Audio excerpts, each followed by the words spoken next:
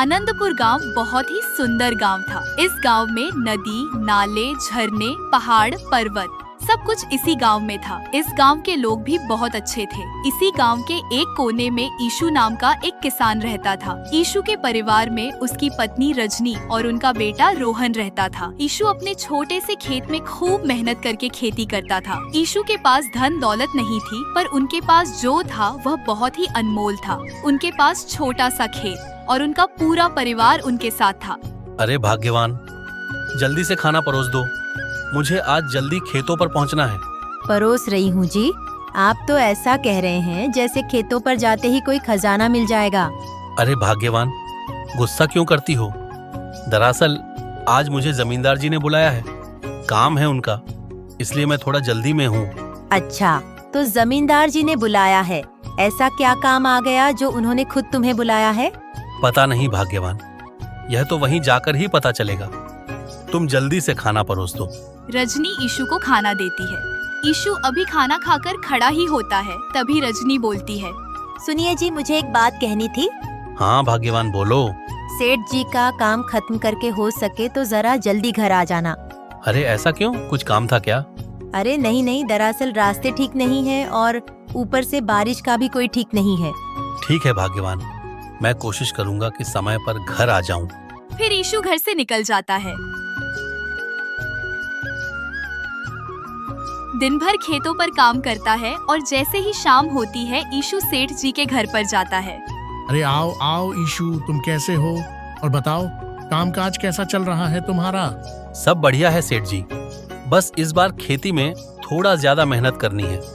सोच रहा हूँ ज्यादा से ज्यादा उपज हो और मैं अपने बेटे को कोई बढ़िया स्कूल में दाखिला करवा दूं। अरे ईशु, बढ़िया स्कूल में दाखिला करवाने में तो बहुत ज्यादा पैसे चाहिए। ये छोटा मोटा काम करके इतनी बड़ी जरूरत पूरी कर पाओगे क्या? हाँ सेठ जी, मैं तो यही चाहता हूँ और मेहनत तो पूरी कर रहा हूँ, बाकी सब ऊपर वाले की मर्जी पर निर्भर है। ईशु, तुम सच में मेहनती हो। मैं इस मेहनत और ईमानदारी की कदर करता हूँ, लेकिन मैं तुम्हें एक बात बताना तो भूल ही गया था। क्या बात सेठ जी? देखो, बारिश आने वाली है, इसलिए मैंने अपना ज्यादातर अनाज गोदाम में रखवा दिया है, लेकिन अभी भी कुछ अनाज की बोरियां बाहर रह गई हैं। अगर तुम वो बचा हुआ अनाज कल सुबह जाकर सही से गोदाम में रखवा दो, तो मैं बदले में तुम्हें अपनी 5 बीघा जमीन खेती करने के लिए दे दूंगा। और सुनो, उसका कोई किराया या पैसा तुम्हें नहीं देना होगा, बस थोड़ा मोड़ा पैसा मुझे दे देना। सेठ जी, क्या आप सच बोल रहे हैं? ईशु, मैं आज तक किसी से झूठ नहीं बोला हूँ। मैं तुम्हारी मेहनत और ईमानदारी की कसम खाकर कहता हूँ, ये मेरी तरफ से तुम्हें एक तोहफा है। सेठ जी, आप तो मेरे लिए फरिश्ता बनकर आए हैं। मैं कल सुबह जरूर यह धान की बोरियां बारिश आने से पहले गोदाम में रखवा दूंगा और मैं आपकी जमीन को इस बार ऐसा जोतूंगा कि फसल दोगुनी हो जाएगी। यह आपका एहसान मैं कभी नहीं भूलूंगा। इतना कहने के बाद ईशु वहाँ से निकलकर अपने घर की ओर चला जाता है। अरे भाग्यवान, कहाँ हो? मैं आपके लिए एक खुशखबरी लेकर आया हूँ। अरे क्या हुआ जी, आप इतने उत्साहित क्यों हैं? कोई खास बात है क्या? अरे भाग्यवान, सेठ जी ने अपनी 5 बीघा जमीन हमें खेती करने के लिए दी है और कहा है, इस पर जितनी मेहनत कर सकते हो करो, जितना अनाज पैदा होगा सब तुम्हारा होगा, एक भी दाना मेरा नहीं है, बस थोड़ा मोड़ा पैसा मुझे दे देना। और हाँ, उन्होंने कहा है कि बस सभी धान की बोरियां कल सुबह गोदाम में रखवा देना। अरे वाह, यह तो बहुत ही खुशी की बात है। ओ जी, ऐसा मौका हर किसी को कहाँ मिलता है। हाँ भाग्यवान, अब लगता है कि हमारे भी दिन बदलने वाले हैं। अब मैं अपने बेटे रोहन को कोई बढ़िया सा स्कूल में दाखिला करवा दूंगा और मैं उसे जो कुछ दूंगा उसे हमने कभी नहीं पाया। मेरा सपना अब सच होता दिख रहा है। चलो जी, अब जल्दी से सो जाओ, तुम्हें कल सुबह सेठ जी के गोदाम के लिए निकलना भी है। पिताजी, सेठ जी के गोदाम से लौटते समय मेरे लिए जलेबी लेते आना। वहाँ की जलेबी बहुत अच्छी होती है। ठीक है बेटा, मैं तुम्हारे लिए जलेबी लेकर आऊंगा। उसके बाद सब सो जाते हैं।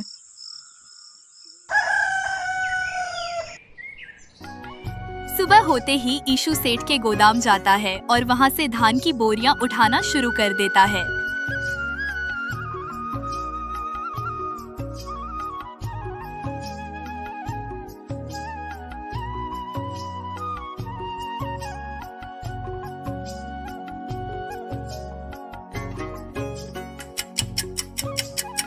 कुछ देर बाद ईशु अपनी मेहनत से सारे अनाज की बोरियां गोदाम में रख देता है। ईशु, थोड़ा अंदर चलो, आपस में गपशप करते हैं। नहीं नहीं चौकीदार जी, देर हो जाएगी, मुझे रात होने से पहले घर पहुंचना है। यार 2 मिनट बैठोगे तो घर थोड़ी कहीं चला जाएगा। बात तो सही कह रहे हो चौकीदार जी, पर घर वाले राह देख रहे होंगे। चलो अगली बार थोड़ा ज्यादा बैठ लेंगे। ठीक है ईशु, जल्दी घर पहुंचो। और हाँ, मोहनदास सेठ जी से कहना कि अभी भी उनका अनाज संभाल कर रख रहे हैं। ईशु वहाँ से निकलकर थोड़ी दूर चला ही था कि वह थककर एक जगह बैठ जाता है।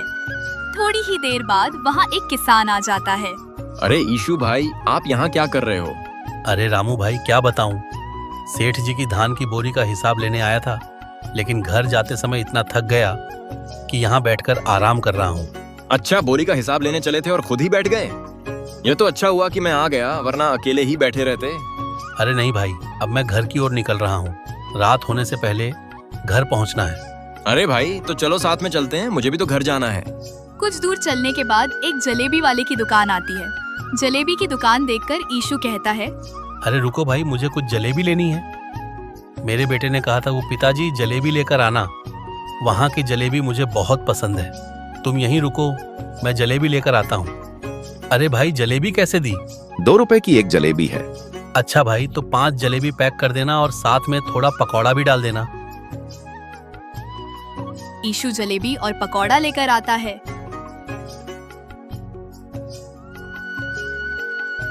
कुछ देर बाद दोनों अपने अपने घर पहुंच जाते हैं।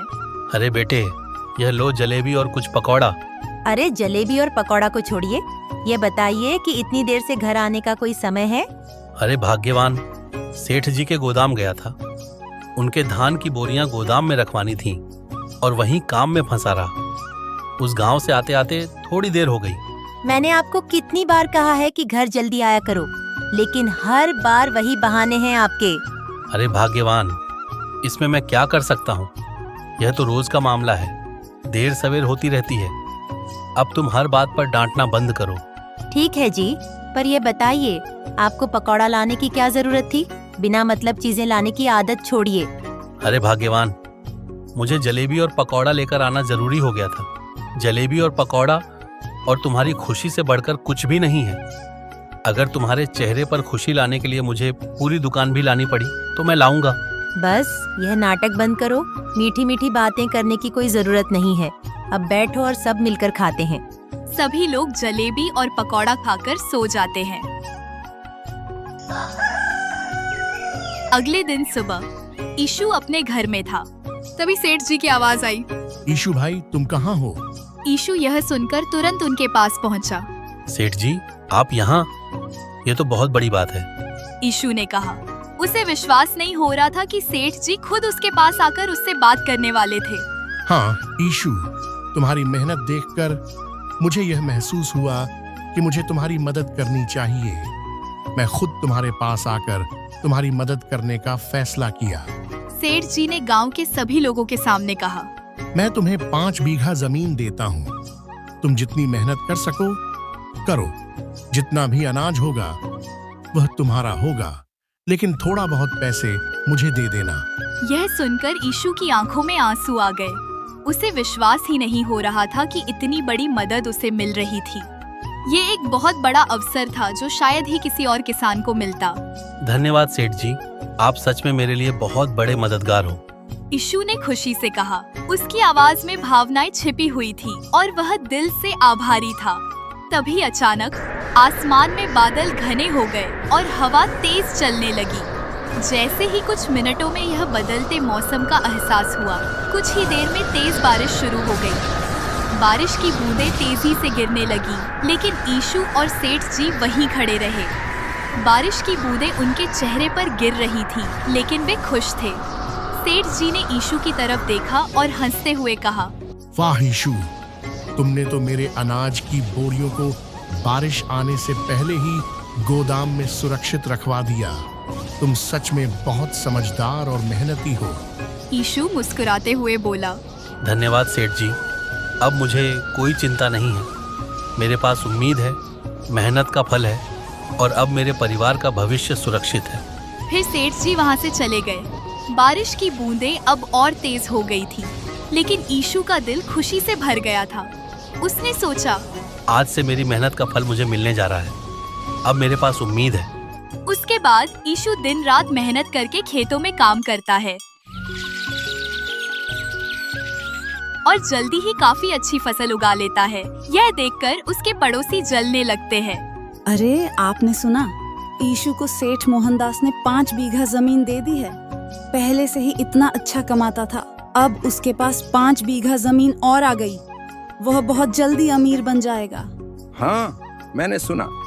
सच कहूँ तो उसकी खुशी मुझसे देखी नहीं जा रही है। हर बार वही इशू, आखिर किस्मत उसकी ही क्यों चमकती है। लेकिन हम कर भी क्या सकते हैं। अभी कुछ मत करो, उसकी फसल तैयार होने दो। वही सही समय होगा जब हम देखेंगे कि हमें क्या करना चाहिए। तभी उस इशू को सबक मिलेगा। अभी बेवजह कदम उठाने का कोई फायदा नहीं है। तुम ठीक कह रही हो भाग्यवान। यह इशू तो बड़ा चालाक है। उसके साथ मुकाबला करना हमारे लिए आसान नहीं होगा। हमें ऐसा तरीका खोजना होगा कि उसे पता भी न चले और हमारी जीत हो जाए। मुझे सब पता है जी। ऐसे लोगों के साथ धैर्य से काम लेना पड़ता है। जब उसकी फसल खड़ी होगी तब उसके पास 2 रास्ते होंगे। या तो वह सब कुछ संभालेगा या फिर हमें रास्ता देगा। हमें सिर्फ सही समय का इंतजार करना है। आप इंतजार करिए, हमें अपनी चालाकी से उसे हराना है। ठीक है भाग्यवान, मैं सब समझ गया। खेल तो तब शुरू होगी जब उसकी फसल पूरी तरह से तैयार हो जाएगी। तब देखना ईशु को कैसे हराते हैं। तब तक मैं चुप बैठूंगा। ईशु पूरी मेहनत से खेत में काम करता है और अपनी जमा पूंजी और पूरा श्रम लगा देता है। उसका टपकता हुआ पसीना इस बात की गवाही दे रहा था कि उसकी फसल कितनी अच्छी होने वाली है। और फिर ऐसे ही 3 महीने बीत जाते हैं। अब पूरी तरह से गर्मी का मौसम आ जाता है और साथ ही ईशु की फसल भी पककर तैयार हो जाती है। ईशु की फसल पूरी तरह से पककर तैयार हो चुकी है और अब वक्त आ गया है उसे सबक सिखाने का। इस बार का वार इतना घातक होना चाहिए कि वह दोबारा उठने की हिम्मत न कर पाए। तुम्हारी बात सही है विमला, पर यह कैसे होगा? कोई तो रास्ता बताओ। उसकी फसल सूखी है, यही उसकी सबसे बड़ी कमजोरी है। आज रात जब सब सो रहे होंगे तब तुम उसकी फसल को आग लगा देना।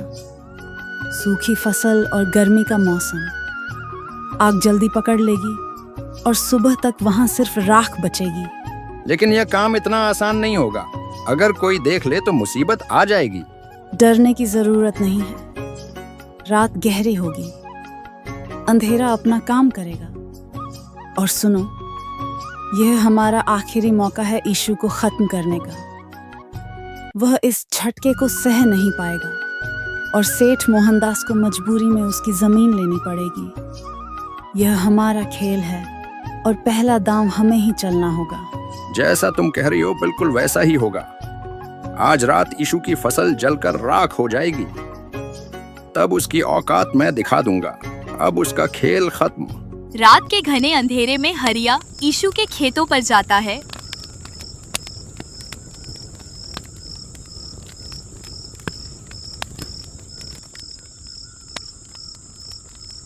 और वहां जाकर आग लगा देता है। फसल पकी हुई थी और सूखी होने के कारण आग बहुत तेजी से पूरे खेत में फैल जाती है। आग को देखकर हरिया बहुत खुश होता है और वहां से वापस अपने घर लौट आता है।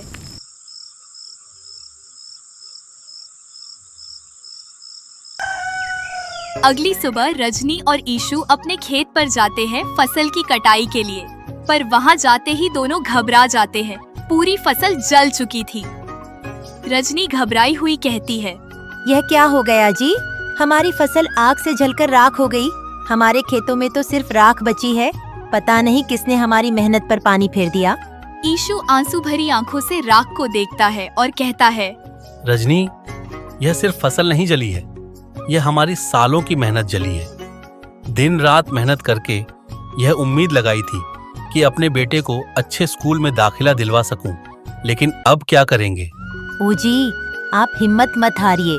जिसने भी यह किया है उसने हमारी उम्मीदों को खत्म करने की कोशिश की है, लेकिन हम हार मानने वालों में से नहीं हैं। हम जरूर कोई न कोई रास्ता निकालेंगे। रजनी, यह कोई हादसा नहीं है, यह किसी की सोची समझी चाल है।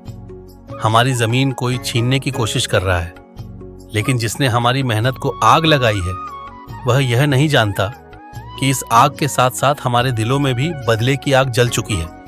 हम लड़ेंगे अपनी जमीन और अपने बेटे के भविष्य के लिए। मैं तुम्हारे साथ हूँ जी। मेहनत करने वालों को कोई आग नहीं रोक सकती है। चाहे जितना भी वक्त लगे, हम फिर से खड़े होंगे, और जिसने यह किया है उसे उसका अंजाम भुगतना ही पड़ेगा।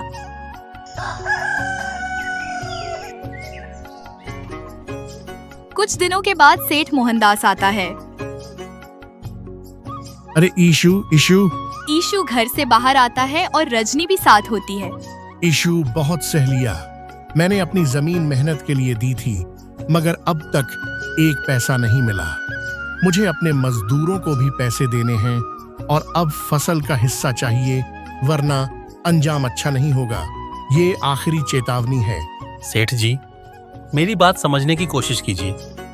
मैंने अपनी सारी जमा पूंजी इस फसल में लगा दी थी, लेकिन जब फसल तैयार हुई उसी दिन किसी ने मेरे खेतों में आग लगा दी।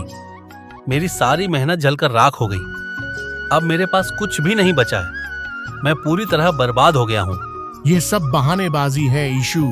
मैंने तुम्हें इतनी बड़ी जमीन दी थी और अब तुम कहते हो कि तुम्हारे पास कुछ भी नहीं है। ये नहीं चलेगा।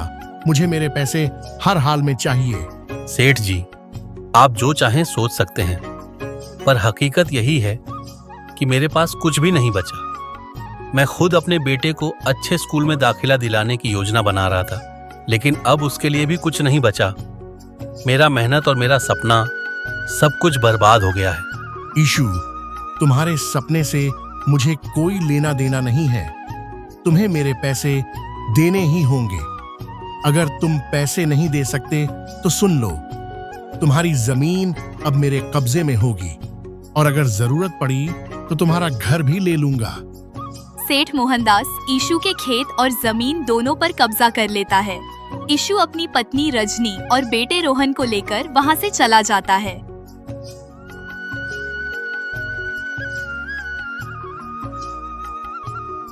पिताजी, मुझे बहुत तेज भूख लगी है। कुछ खाने को दीजिए ना। भूख से मेरे पेट में दर्द हो रहा है। अरे भाग्यवान, मैं कहां से खाना लेकर आऊं? मेरी मेहनत और मेरा संघर्ष सब बेकार हो गया। अब तो बेटे को भी भूखा सोना पड़ेगा। हे भगवान, हमारे ऊपर थोड़ी रहम कर। हमें लगता है कि हमारा बुरा वक्त शुरू हो गया है। न काम है न खाना। यह नन्हा बच्चा कब तक भूखा रहेगा? अब तो कुछ न कुछ करना ही होगा। मैं कुछ करती हूँ। मैं पड़ोसी के दरवाजे पर जाऊंगी और रोटी मांग कर ले आऊंगी। चाहे उनकी बातें सुननी पड़े, पर अपने बच्चे को भूखा नहीं रहने दूंगी। रजनी एक घर की ओर जाती है। बहन जी, मेरा बच्चा सुबह से भूखा है। कुछ भी नहीं खाया उसने। बस एक रोटी दे दो ताकि उसका छोटा सा पेट भर जाए। रजनी, मेरे पास अभी कुछ नहीं है। एक रोटी बची थी, वह भी मेरे बच्चे गोलू ने खा ली। अब मैं कहाँ से दूं? बहन, मेरा बच्चा भूख से तड़प रहा है। मैं उसकी रोने की आवाज और सहन नहीं कर पा रही हूँ। भगवान के लिए कुछ तो मेरी मदद करो। भूखे पेट बच्चा कब तक रहेगा? देखो रजनी, मेरी मजबूरी समझो। मेरे पास सच में कुछ भी नहीं बचा है। तुम्हारी हालत पर तरस तो आता है, लेकिन मैं मदद नहीं कर पा रही हूँ। तुम किसी और से मांग लो। रजनी यह सब सुनकर वहाँ से वापस आ जाती है।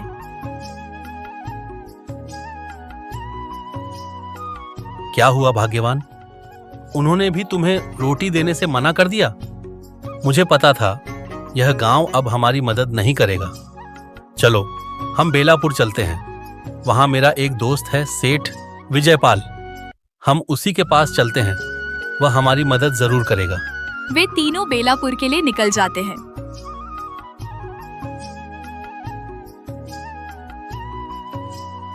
अरे ईशु भाई, कैसे हो? और हमारे शहर कैसे आना हुआ? और भाभी को भी साथ लाए हो। बड़ी खुशी हुई तुम्हें यहाँ देखकर। विजयपाल भाई, खुशी तो बहुत दूर की बात है। हम पूरी तरह से बर्बाद हो गए हैं। मेरी पूरी फसल जलकर राख हो गई है। सेठ मोहनदास ने मेरा घर और जमीन छीन लिया है। मेरे पास अब कुछ भी नहीं बचा है, इसलिए आपके पास मदद के लिए आया हूँ। बस सहारा चाहिए। ईशु भाई, तुमने सही जगह शरण ली है। तुम मेरी चिंता छोड़ दो। आज से तुम और तुम्हारा परिवार इसी घर में रहेगा। मैंने दूसरा घर ले लिया है। यह घर अब तुम्हारा हुआ। विजयपाल भाई, यह आप क्या कह रहे हैं? इतनी बड़ी मदद मैं कैसे स्वीकार कर लूं? ईशु, दोस्त का मतलब जानते हो? दोस्त वह होता है जो बुरे वक्त में साथ खड़ा हो। और तुमने अपनी मेहनत और ईमानदारी से हमेशा दोस्ती का फर्ज निभाया है। अब बारी मेरी है। यह घर तुम्हारा है और तुम्हारा परिवार मेरी जिम्मेदारी है। विजयपाल भाई, आप हमारे लिए भगवान से कम नहीं हैं। जब सबने मुंह फेर लिया, तब आपने हमें सहारा दिया। हमारा परिवार आपका यह एहसान जिंदगी भर नहीं भूलेगा। सुनो ईशु, कल से मेरे साथ काम पर आ जाना और मेरे साथ ही काम करना। मैं तुम्हें अच्छे पैसे दूंगा ताकि तुम्हारा गुजारा हो सके और तुम अच्छे से खा पी सको। फिर अगले ही दिन से ईशु विजयपाल के साथ काम पर जाने लगता है। कुछ ही महीनों में ईशु अच्छा खासा पैसा कमा लेता है। उसकी परेशानियां पूरी तरह से दूर हो जाती है। ईशु ने अपने बेटे रोहन को एक अच्छे स्कूल में दाखिला करवा दिया। अब रोहन अच्छी शिक्षा पा रहा था। एक दिन ईशु अपनी पत्नी रजनी से कहता है, रजनी, मैं कई दिनों से सोच रहा हूँ, अब शहर की भाग दौड़ भरी जिंदगी से मन ऊब गया है। अपनी मिट्टी की महक और अपना गांव बहुत याद आता है। यहाँ कितना भी कमा लो, लेकिन सुकून तो अपने गांव आनंदपुर में ही मिलेगा। और हाँ, अब हम जमींदार से अपनी पुश्तैनी जमीन भी वापस ले लेंगे और वहाँ एक नया घर बनवाएंगे। ऐसा घर जहाँ हर कोना हमारे सपनों से भरा होगा। हाँ जी, आप बिल्कुल ठीक कह रहे हैं। ईशु विजयपाल को कहकर अपने गांव आनंदपुर लौट आता है। वहीं दूसरी ओर हरिया, जिसने ईशु के खेतों में आग लगाई थी, अब अकेला था। उसकी पत्नी विमला अब इस दुनिया में नहीं थी। हरिया दिन रात अपने किए पर पछता रहा था। वह सोच रहा था कि काश ईशु आ जाए ताकि वह उससे माफी मांगकर अपने गुनाहों का पश्चाताप कर सके। जब उसे पता चला कि ईशु गांव लौट आया है, तो वह तुरंत ईशु के घर पहुंच जाता है।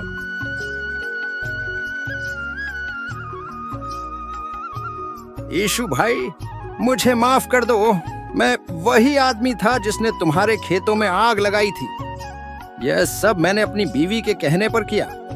उसके लालच ने मुझे अंधा कर दिया था। लेकिन आज मैं उस पाप का बोझ नहीं उठा पा रहा हूँ। तो वहां तुम थे हरिया, वह तुम थे जिसने हमारी खुशियां, हमारा घर, हमारी जमीन हमसे छीन ली। तुम्हारी वजह से हमारा परिवार सालों तक संघर्ष करता रहा। मेरी मेहनत, मेरा सपना सब राख हो गए थे। हाँ ईशु भाई, मैं पापी था। मेरी बीवी के लालच और मेरी खुद की लालच ने मुझे यह सब करने पर मजबूर कर दिया। पर अब वह भी इस दुनिया में नहीं रही। शायद उसकी मौत मेरी सजा थी और मेरी आत्मा हर दिन इस गुनाह के लिए तड़प रही है। हरिया, तुम्हारी बीवी का जाना तुम्हारे ही पाप का फल है। ऊपर वाला सब देखता है। वह कभी किसी के साथ अन्याय नहीं करता। लेकिन अब तुम्हारे दिल में पछतावा है और तुमने अपनी गलती स्वीकार कर ली। यही सबसे बड़ी बात है। मैं जानता हूँ ईशु भाई, तुम्हारे जैसे नेक इंसान को नुकसान पहुंचाकर मैंने बहुत बड़ी गलती की है। मैं तो सिर्फ तुमसे माफी मांगने आया हूँ। अगर तुमने मुझे माफ नहीं किया तो मैं कभी चैन से जी नहीं पाऊंगा। माफी मुझसे नहीं, ऊपर वाले से मांगो, क्योंकि वही तुम्हें माफ करेगा। हम सबको अपने अपने कर्मों का हिसाब ऊपर देना होता है। हमें कभी भी किसी के साथ बुरा नहीं करना चाहिए। मैं तुम्हें माफ करता हूँ। अब तुम घर जाकर भगवान से माफी मांग लो। वह तुम्हें जरूर माफ कर देगा। उसके बाद यीशु सेठ जी का सारा पैसा चुका देता है और अपनी जमीन और घर वापस ले लेता है। उस दिन के बाद से आनंदपुर में सभी लोग आपस में मिलजुल कर खुशी खुशी रहने लगते हैं। इस कहानी से हमें यह सीख मिलती है कि मेहनत, ईमानदारी और धैर्य से कोई भी मुश्किल राह आसान हो सकती है। जलन और बुरी सोच इंसान को हमेशा विनाश की ओर ले जाती है, इसलिए इनसे हमेशा दूर रहना चाहिए। साथ ही यह भी समझ में आता है कि सच्चे दोस्त और मददगार लोग जीवन में कितने अनमोल होते हैं और जब कोई अपनी गलती को समझकर सच्चे दिल से पछताए तो उसे माफ कर देना भी इंसानियत की पहचान है। अगर आपको यह कहानी पसंद आई हो तो वीडियो को लाइक करें और चैनल को सब्सक्राइब करना न भूलें। अपनी राय और सुझाव कमेंट में जरूर बताएं। हम आपके लिए ऐसी ही और प्रेरणादायक कहानियाँ लेकर आते रहेंगे। धन्यवाद।